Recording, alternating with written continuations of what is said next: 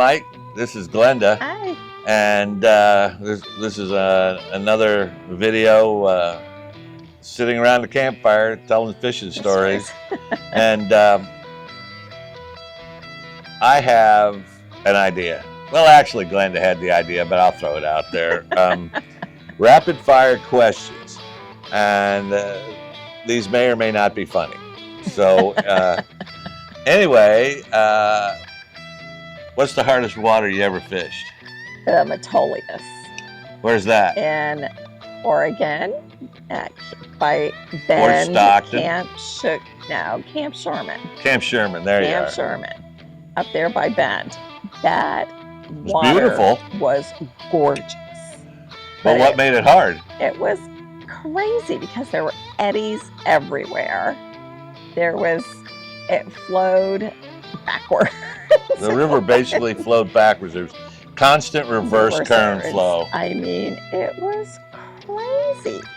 The wildflowers were beautiful all around the river, but I don't think either one of us, caught one fish. No. In fact, I gave up after the first day. Well, we were only there for a couple of days, but it was insane. It would take fishing that river a while to get on to where the fish were. Because there was a lot of people that were showing up with their fly rods, and they'd go out there, and the water was unbelievable. It was beautiful. It was emerald. Like a clear. It was just gorgeous. Yeah, well, you can see the fish. I may throw a picture in just so you can see what it looked like. Yeah, it was cool. But yeah, that was the toughest water I think we've ever fished. Yeah, that was brutal. So if you only could fish one river for the rest of your life, what would it be? Private or public? Any, with just one river. Now it has to be public because you know. All right. Well, since I can't buy that ranch on the Elk, I guess it'll have to be public.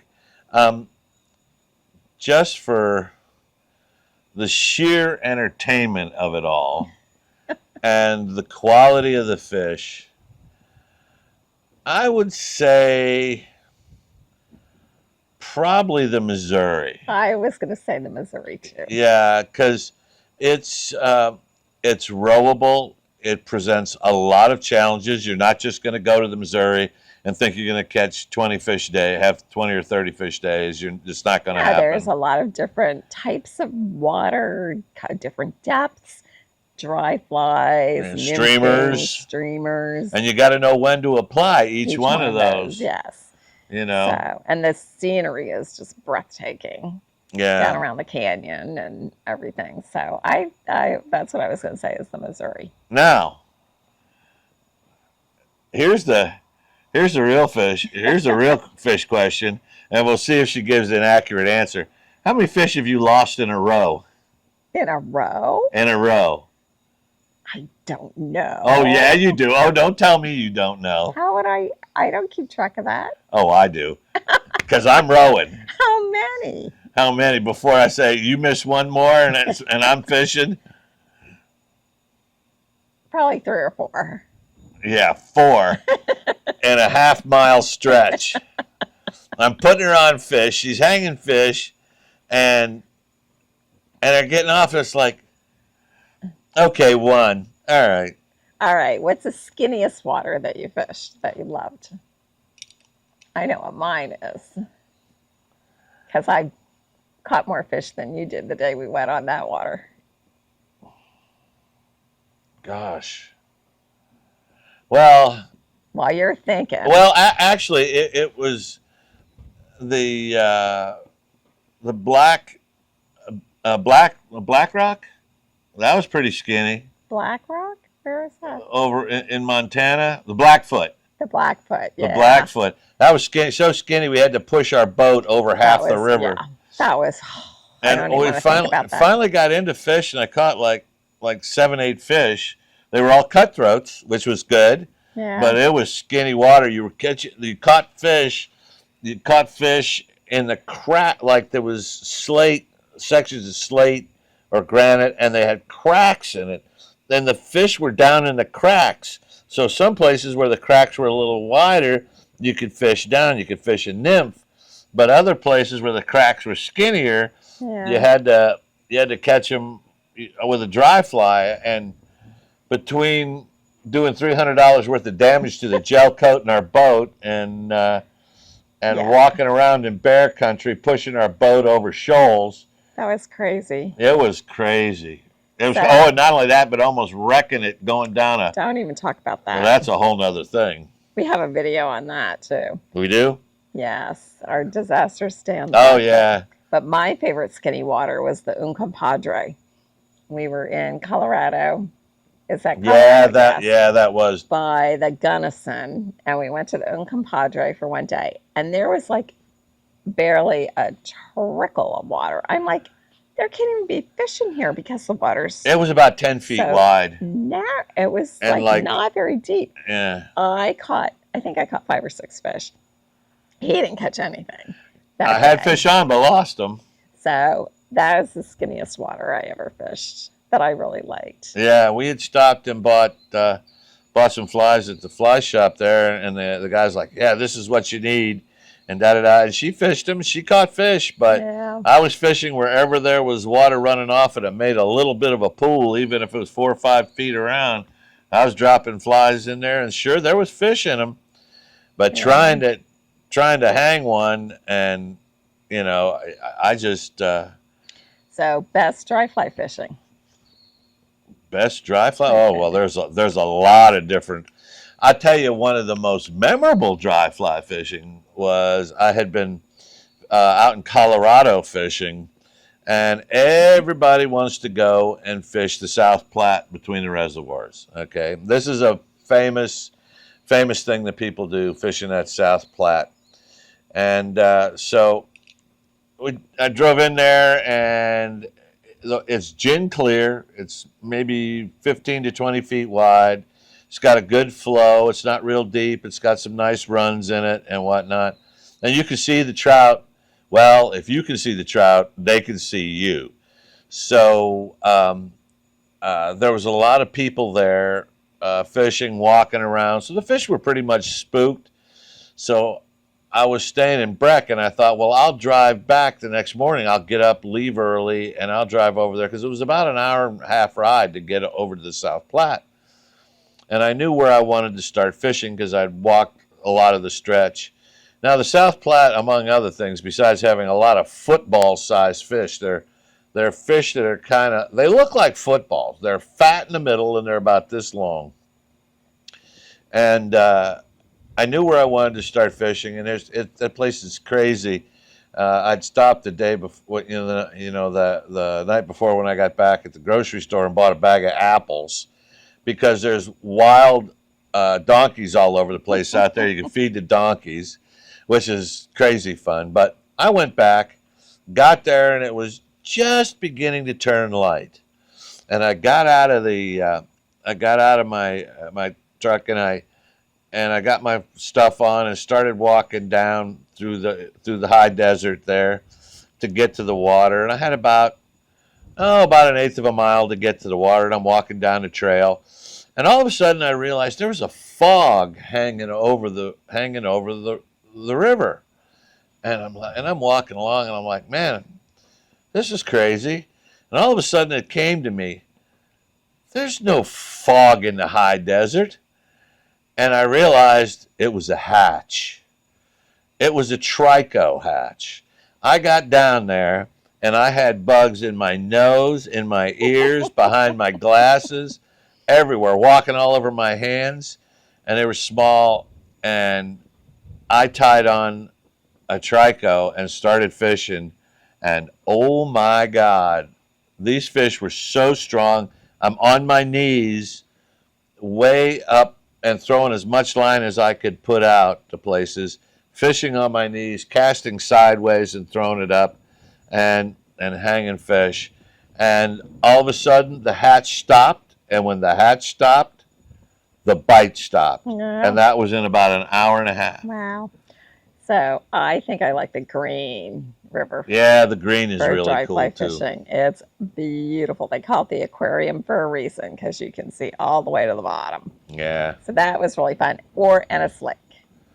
Yeah, Ennis Lake. Ennis Lake's an interesting place. That was fun for dry fly fishing.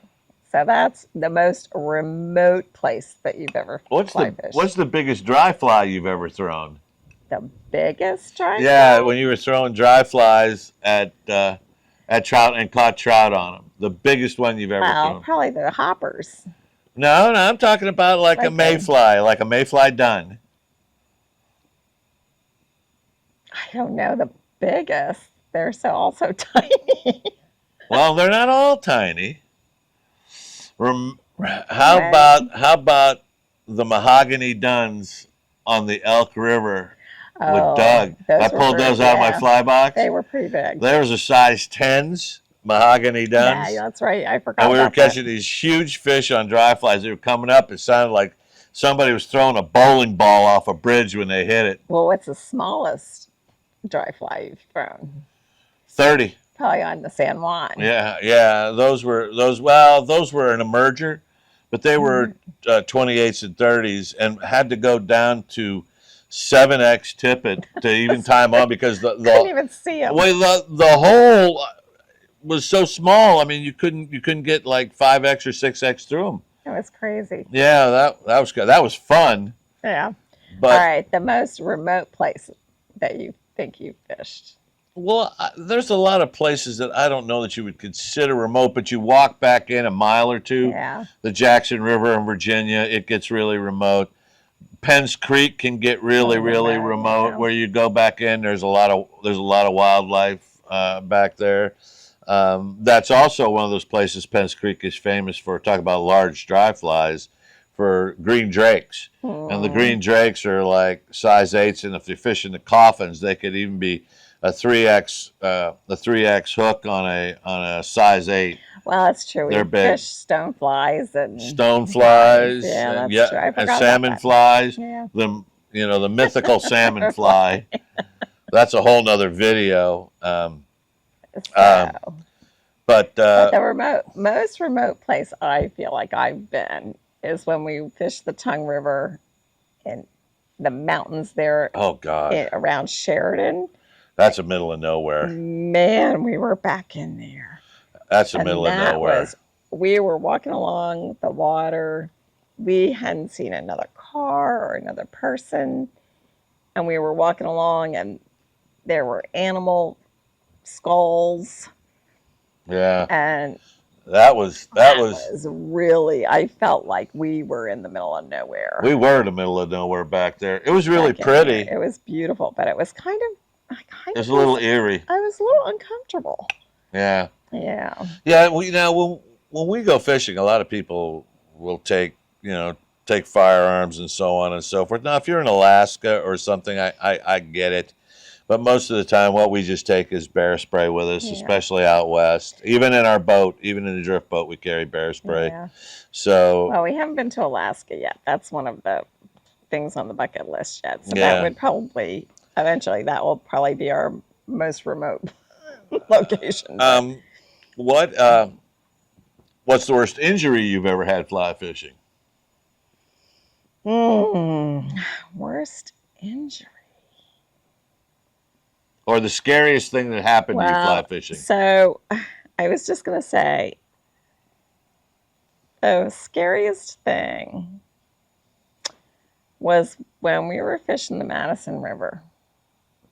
We were wade fishing, and we went outside of town. What was it? Garden Valley. Garden Valley. There's a boat put in there. Yeah. And we parked there, and we walked towards the lake, not towards town, but towards the lake. Right. There's all kinds of islands out there. So we crossed the river, and if you've never fished the Madison, the water is heavy.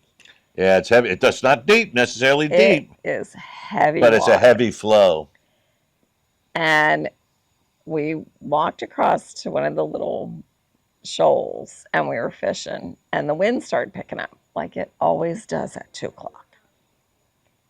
And it was really blowing, and it blew my hat off. I lost my hat that day. That was the crisis. And we started back across the water, and we always carry wading staffs. Well, I really wasn't sure if I was going to make it back across that river, because I was really having a hard time. And the water wasn't even 2 feet deep. It was lower than my knee, I think. Mm-hmm. And I could not get across that water. I destroyed my waiting staff. It was bent. Getting across there because I was jamming it in and holding on for dear life. Because if I'd gone down, I'd have picked her up out in the river or in the lake. So that was probably one of the scariest times, other than having to cut my anchor rope off one time. On the Williamson. Because my anchor got caught up in a log and my kayak went sideways and started tipping from the water coming in, and I cut the anchor rope off. Yeah, that was. What about you? Well, when you broke your leg. Well, yeah, I was fishing. It was like 28 degrees, 29 degrees. I was in Virginia, and I fell forward on my shin on a rock, and it hurt, but the water was cold, and I fished the rest of the day and whatnot. Fast forward 3 weeks, it was still bothering me. I went to see my family doctor, and she x-rayed it, and it turns out that I had broke my leg. And she showed it to her husband, who's an orthopedic guy, and he asked me straight up, like, "What's wrong with you?" I mean, like, why wouldn't you have come in? And I'm like, well, it is what it is. And I was fishing. And the thing was, I fished the following week. So, but yeah, that's crazy. Yeah, it is crazy. And I stepped in a drop off one time, walking into Jackson, and actually went down over my head with my waders on, and had to. I got to the bottom, and I got a breath of air when I was going down, and I actually, when I hit the bottom, thank goodness the direction that the water was flowing was the direction of shallow water, and I actually walked on the bottom up until my head was above the water. Oh my God! That was pretty freaky. Yeah, I kind of got out of the water after that. So yeah. So yeah, there's some crazy stuff that happens. Hey, if you've got a crazy story like this, sure, put it in the comments. Put it in the comments. We love hearing these things. I mean, there's a lot of crazy stuff that happens fly fishing if you're out there long enough. We hope you enjoyed this video. I'm Mike. This is Glenda. We hope that you'll like, share, and subscribe. And we are Aaron's on the fly. See you next time.